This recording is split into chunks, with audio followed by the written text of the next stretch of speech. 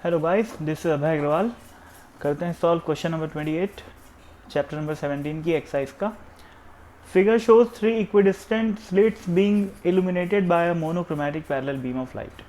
तो ये जो ए बी और सी दिख रहा है, तीन स्लिट यहाँ सी, ये और बी, ये तीनों बराबर की दूरी पे हैं और इनको एक parallel monochromatic beam of light से इल्यूमिनेट किया जा रहा है। ठीक है, तो इस मोनोक्रोमैटिक लाइट का जो वेवलेंथ है उसको लैम्डा दिया हुआ है क्वेश्चन में, और ऐसा बोला हुआ है कि ये जो पाथ है बी पी नॉट, यानी कि ये इस पाथ और ए पी नॉट, इस पाथ में जो डिफरेंस है वो है, एक मिनट यार, हाँ, ये जो पाथ है ए से लेकर पी नॉट तक का, इन दोनों में डिफरेंस दिया हुआ है अपने को लैम्डा बाय 3। ठीक है, लैम्डा बाय 3, और बोला है कि D is greater than lambda, मतलब डी काफ़ी बड़ा है वेवलेंथ से। ठीक है, डी क्या है? Distance between the slits and the screen. Now show that in this case D is equal to 2 lambda D by 3 का अंडर रूट। तो सबसे पहले क्वेश्चन नंबर ए सॉल्व करते हैं, है ना। इसमें देखो भाई, अपने को बोला है कि, कहाँ गया, हाँ, ये दोनों पाथ का डिफरेंस है, ये और ये, इन दोनों के पाथ का डिफरेंस कितना दे रखा है अपने को? Lambda by 3। अब देखो यार, पाथ डिफरेंस जब लैम्डा बाय 3 हो तो फेज डिफरेंस क्या आता है? फेज डिफरेंस क्या आता है? 2 pi by lambda into delta X. ठीक है ना, ये 2 पाई बाय लैम्डा क्या होता है? के होता है, वेव नंबर, है ना। तो ये हो गया 2 pi by lambda into delta x की वैल्यू है अपने को लैम्डा बाय 3, लैम्डा बाय 3। तो मैं लैम्डा लैम्डा काट सकता हूँ और ये बन रहा है 2 पाई बाय 3, यानी कि 120 डिग्री।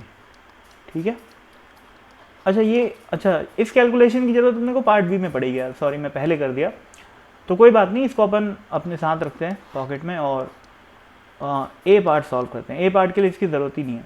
ठीक है, ए पार्ट के लिए क्या करना पड़ेगा? सिंपल ये बोला है कि इस चीज़ को प्रूफ करो भाई, ये इस चीज़ को होने के लिए, यानी कि इन दोनों पाथ का डिफरेंस लैम्डा बाय 3 होने के लिए डी का इतना होना जरूरी है, ये प्रूफ करने के लिए बोला है। तो कैसे करोगे? Triangle B A P naught को देखो भाई, है ना। बी ए पी नॉट में अगर मैं बी पी की बात करूँ, B P naught minus A P naught, तो ये हाइपोटेन्यूस अपॉन बेस लिखा, हाइपोटेन्यूस माइनस बेस लिखा हुआ है। तो हाइपोटेन्यूस की वैल्यू कितनी हो जाएगी भाई? हाइट का स्क्वायर, यानी कि स्मॉल डी का स्क्वायर प्लस डी का स्क्वायर माइनस बेस कितना है? डी है।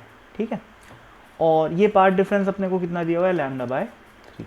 ठीक है, तो ये हो गया D square plus D square minus D. इस माइनस डी को मैं एल एच एस में ले आता हूँ तो क्या बन जाएगा? लैम्डा बाय 3 प्लस डी, है ना, और ये आ जाएगा D square plus D square. ठीक है, अब इन दोनों को स्क्वायर करेंगे अपन, तो क्या बनेगा? लैम्डा बाय 3 का स्क्वायर, यानी कि lambda square by 9 plus D square plus 2 into lambda by 3 into D is equal to, under root हट जाएगा और क्या बनेगा? D square plus D square. ये डी स्क्वायर कैंसिल आउट हो गया, और साथ ही साथ क्वेश्चन में क्या दिया हुआ है देखो, ये डी जो है काफ़ी बड़ा है किससे? लैम्डा से। डी जो है काफ़ी बड़ा है लैम्डा से, इसका मतलब ये हुआ कि इस चीज़ को इस चीज़ के सामने इग्नोर किया जा सकता है। ठीक है ना, क्योंकि यहाँ पर लिखा हुआ है लैम्डा इंटू डी और यहाँ लैम्डा का स्क्वायर है, तो लैम्डा मान लो छोटा भी है लेकिन डी तो बड़ा है। ठीक है, तो ये एक फाइनाइट क्वांटिटी बनेगी, मतलब एक ठीक ठाक वैल्यू बनेगी, लेकिन लैम्डा का स्क्वायर यानी कि बहुत ही छोटी वैल्यू का स्क्वायर और छोटा हो जाता है। ठीक है ना, तो इसका मतलब ये वाली क्वांटिटी को अपन ऑलमोस्ट जीरो मान सकते हैं, किसके सामने? इसके सामने।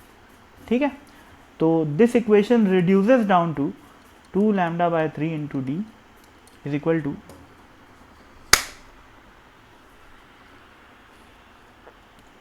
हाँ, तो 2 lambda by 3 into D is equal to D square आ गया।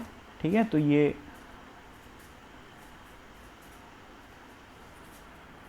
तो इसका d की वैल्यू क्या आ गई भाई? 2 लैम्डा डी बाय 3 का अंडर रूट। ठीक है, तो यही प्रूफ करने के लिए बोला है। ये लिखा हुआ है, थोड़ा सा गायब हो गया है, इसको मैं दिखा देता हूँ, ये रहा। क्या बोला है? d is equal to 2 lambda D by 3 proof करने के लिए बोल रहा है अंडर रूट में है ना, तो प्रूफ हो गया। यानी कि इन दोनों का पार्ट डिफरेंस अगर अपने को λ/3 चाहिए तो ये कंडीशन सेटिस्फाई होनी चाहिए। ठीक, पार्ट ए सॉल्व हो गया, बहुत आसान था ये, इसमें कुछ खास नहीं है। अब मैं पार्ट बी पे आता हूँ, है ना, तो पार्ट बी पे आएंगे अपन। ए पार्ट को मिटा देता हूँ,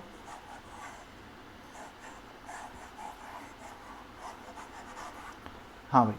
अब देखो बी पार्ट को सॉल्व करने के लिए अपने को फेज डिफरेंस की ज़रूरत पड़ेगी, कैसे बता रहा हूँ। देखो इतना तो आपको समझ में आ गया होगा कि बी से लेकर पी नॉट तक जो रे जाएगी, ये वाली रे, और जो ए से लेकर पी नॉट तक रे जाएगी, उनके बीच का जो पार्ट डिफरेंस था वो λ/3 था। और उस λ/3 के करस्पॉन्डिंग अपन फेज डिफरेंस निकालने के लिए क्या किए, 2/λ इंटू डेल्टा एक्स किए, है ना भाई, यानी कि wave number into path difference. तो इससे क्या आ गया, 120 डिग्री आ गया। 2π/3 कितना होता है, 120 डिग्री। यानी कि बीपी नॉट से जो रे आ रही है और एपी नॉट जो रे है, उन दोनों में जो फेज डिफरेंस है वो 120 डिग्री का है। ठीक, ये हो गई एक बात। अब एक और रे आ रही है। एक्चुअल में यहाँ हो क्या रहा है, 3 रे इंटरफेयर कर रही है एक साथ, है ना। एक तो एपी नॉट, दूसरी बीपी नॉट और तीसरी सीपी नॉट। तो अपने को ये देखना पड़ेगा कि सीपी नॉट और एपी नॉट में क्या डिफरेंस है ना, ये दोनों रे में, ये सीपी नॉट और एपी नॉट में कितना पार्ट डिफरेंस है और उस पार्ट डिफरेंस के करस्पॉन्डिंग कितना फेज डिफरेंस आ रहा है, ये अपन देखते हैं। ठीक है, तो पार्ट डिफरेंस की अगर मैं बात करूं तो उसको मैं डेल्टा एक्स बोल लेता हूं, यहाँ पर भी वही बोल लेता हूँ, कोई खास बात नहीं है ना, या डेल्टा एक्स डैश बोल लो, जो बोलना है बोल लो। ठीक है, तो डेल्टा एक्स कितना हो जाएगा, triangle C A P naught को देखो, ये और ये, है ना, इस ट्राइंगल को देखेंगे तो डेल्टा एक्स की वैल्यू हो जाएगी C P naught minus A P naught. ठीक है, सी पी नॉट की वैल्यू हो जाएगी 2d का स्क्वायर, सॉरी हाँ ठीक है, 2d का स्क्वायर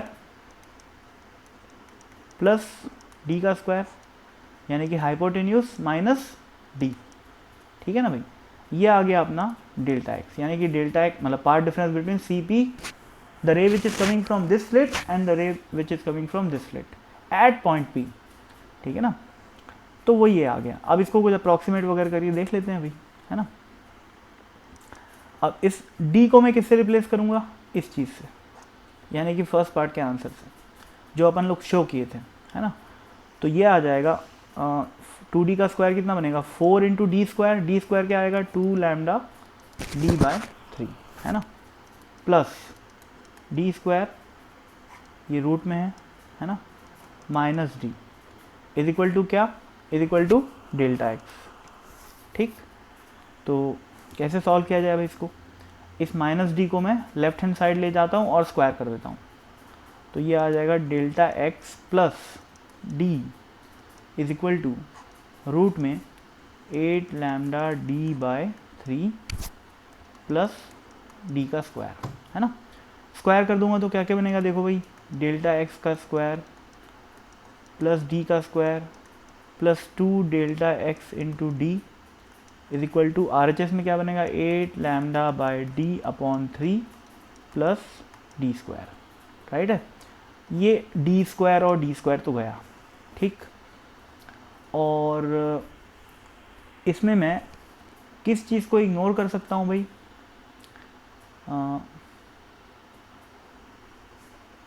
इसमें मैं किस चीज़ को इग्नोर कर सकता हूँ, यहाँ पर लैम्डा इंटू डी लिखा हुआ है, यहाँ पर डेल्टा एक्स इंटू डी लिखा हुआ है, तो लैम्डा इंटू डी को क्या इग्नोर किया जा सकता है,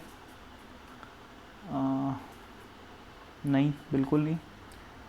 क्या डेल्टा एक्स स्क्वायर को पार्ट डिफरेंस आएगा तो बहुत कम, है ना। देखो यार, ये दोनों बीम ऑफ लाइट, हाँ ठीक है, ऑर्डर की देखो भाई, यहाँ डेल्टा एक्स इंटू क्या लिखा हुआ है, डी लिखा हुआ है। ठीक है, अब डबल स्लिट एक्सपेरिमेंट हो चाहे इस टाइप का कोई भी एक्सपेरिमेंट हो, ये जो डी होता है ना, ये काफ़ी बड़ा रखा जाता है, यानी कि distance between the screen and the slits काफ़ी बड़ा रखा जाता है। किससे किससे बड़ा रखा जाता है, एक तो fringe distance between the slits D से भी और वेवलेंथ से भी, और जो पार्ट डिफरेंस आते हैं वो किसके टर्म्स में आते हैं, किसके ऑर्डर में आते हैं, वेवलेंथ के ऑर्डर में आते हैं, ठीक है ना। तो ये जो डेल्टा एक्स लिखा हुआ है वो काफ़ी छोटा है किससे, डी से। अब सोचो यहाँ वही बात आ गई, यहाँ पर डेल्टा एक्स का स्क्वायर लिखा हुआ है, यहाँ पर डेल्टा एक्स इंटू डी लिखा हुआ है, तो इस क्वांटिटी के सामने ये क्वांटिटी क्या है, इग्नोरेबल है, तो ज़ीरो पुट कर दो, ठीक। अब ऐसे आपको जो बोलते हैं अप्रॉक्सीमेशंस लगाने पड़ते हैं, है ना। इस खास तौर पे वेव ऑप्टिक्स पे ऐसे अप्रॉक्सीमेशन हर क्वेश्चन में आपको लगाने ही पड़ते हैं, उसका कोई इलाज नहीं है ना, और वो आपको खुद से डेवलप करना पड़ेगा, है ना। अब देखो इसको मैं आगे सॉल्व करता हूँ, क्या बन जाएगा, देखो ये बन जाएगा 2 delta X D is equal to 8 lambda D by 3। ये कैपिटल डी से कैपिटल डी गया और डेल्टा एक्स की वैल्यू क्या आ गई, देखो भाई ये 4 बन जाएगा, है ना, 2 से कट के ये बन गया 4 लैम्डा बाय 3, ठीक है। 4 लैम्डा बाय 3 बना, ये क्या बना है, ये पार्ट डिफरेंस बना है, किसके किसके बीच, ये वाली रे और इस रे के बीच में, ठीक है ना। यानी कि इस स्लिट से जो रे आ रही है और इस स्लिट से जो रे आ रही है, उन दोनों के बीच का पार्ट डिफरेंस आया है। अब मैं फेज डिफरेंस कैसे निकालूं, फेज डिफरेंस निकालने के लिए मेरे को क्या करना पड़ेगा, इंटू 2 बाय लैम्डा करना पड़ेगा, है ना। डेल्टा फाई मैं कैसे निकालूंगा, के इंटू डेल्टा एक्स, तो 2 pi by lambda into 4 lambda by 3, lambda से लैम्डा गया, देखो ये कितना बन रहा है, ये बन रहा है 8 pi by 3, 8 into pi by 3, pi by 3 कितना होता है 60 डिग्री, 60 इंटू 8 इंटू 60 कितना हो जाएगा 480, ठीक है ना। तो ये जो डेल्टा फाई बन रहा है ये बन रहा है 480 डिग्री। अब समझो भाई, अब मैं थोड़ा सा डायग्राम को और फिर से मिटाता हूँ, फाइनल जो चीज़ आ रही है वो बता रहा हूँ आपको। पहली रे आई ए से पी नॉट तक, ठीक है, विथ सम फेज, है ना। बी से जो रे आई और जो ए से रे आई, उन दोनों में कितने का डिफरेंस आया भैया, 120 डिग्री का। तो यहाँ पर मैं 120 डिग्री लिख लेता हूँ, यानी कि 120 डिग्री का फेज डिफरेंस आया है, ठीक है। और सी से जो रे आई उसका डिफरेंस ए पी नॉट से, है ना, फर्स्ट रे से कितना आया 480 डिग्री, तो इसको मैं 480 डिग्री लिख सकता हूँ।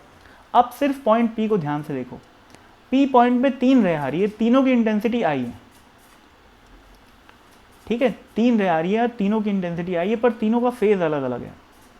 तो मैं इस चीज़ को कैसे सॉल्व करूँ भाई, कैसे रिजल्टेंट निकालना क्या है अपने को, show that the resultant intensity at P naught is 3 times the intensity due to any of the 3 slits individually, ये निकालना है अपने को।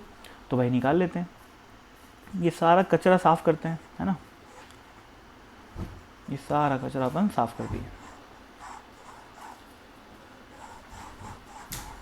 अब देखो मैं सिर्फ बात करूंगा पी नॉट पॉइंट की, उस पी नॉट पॉइंट पे अब 3 इंटेंसिटी है, अलग अलग एंगल पे है, तीनों का फेज अलग अलग है, तो मैं उसको वेक्टर मेथड से उसकी नेट इंटेंसिटी निकाल सकता हूँ।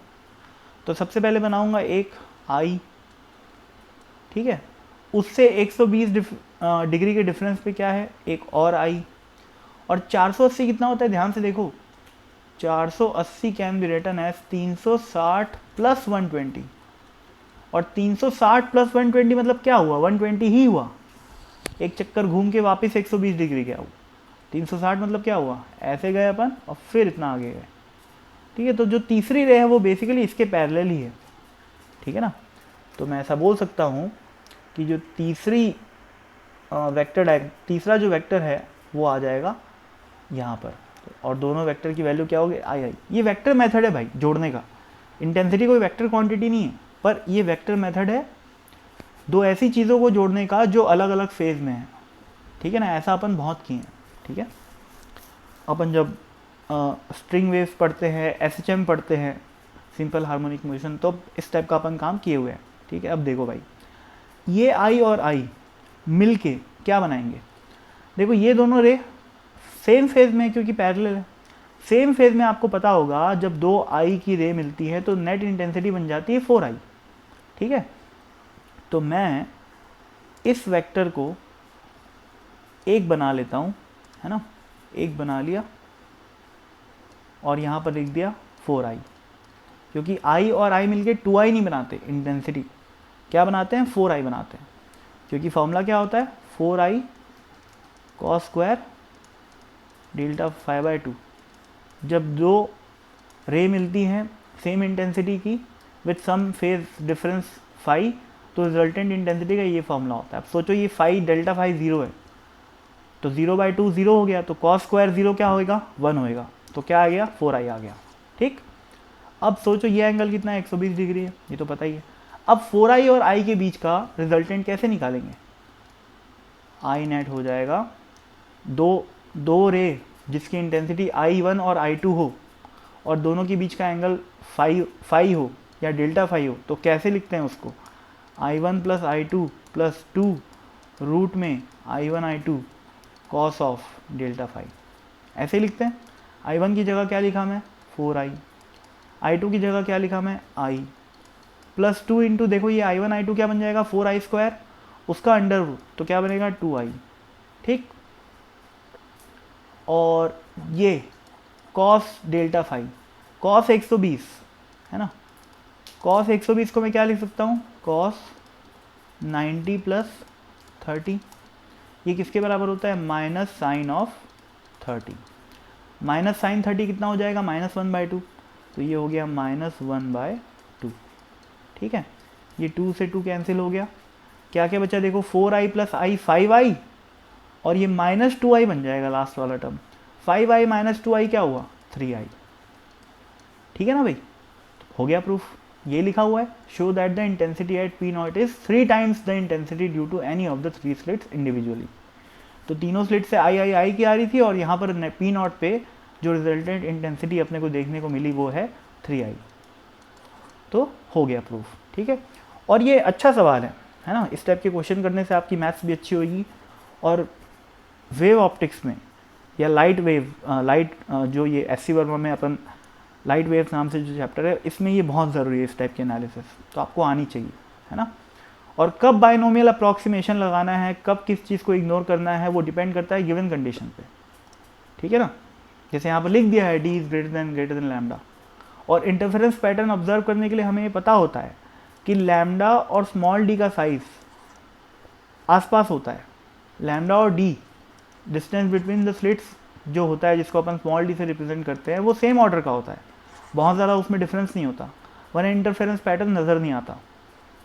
ठीक है, इससे ही से मैं कंक्लूड किया कि अगर लैम्डा को डी के सामने इग्नोर कर सकते हैं तो स्मॉल डी को भी डी के सामने इग्नोर कर सकते हैं, और वहाँ पर अपन जो अप्रॉक्सीमेशन किए थे वो वैलिड हो गया। तो इस टाइप की चीज़ें आपको खुद सोचनी पड़ेगी, है ना भाई। तो और नहीं भी सोच पा रहे हो तो मैं तो बता ही रहा हूँ, है ना। तो ठीक है फिर, thank you so much and bye.